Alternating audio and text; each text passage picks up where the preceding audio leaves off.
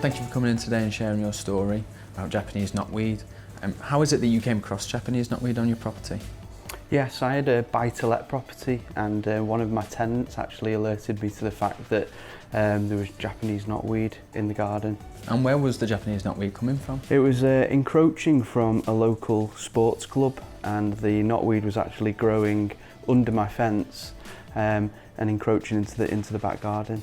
Right, and how did you feel about discovering that you had knotweed? Well, at first I didn't really know what the significance was, but I conducted some further research into what Japanese knotweed was, and I found out that it was like a very similar to bamboo, but it's a lot worse than bamboo because it can actually devalue property. And once it was all confirmed, how did you feel about that, knowing that it might devalue your property?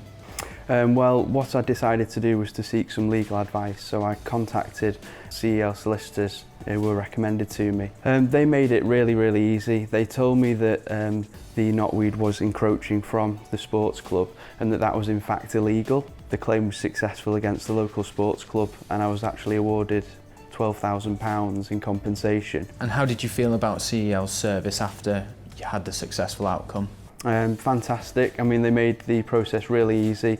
They kept me regularly updated every month as to how things are progressing. Well, thank you very much for sharing your story with me today, and thank you for coming in. No problem at all, thank you.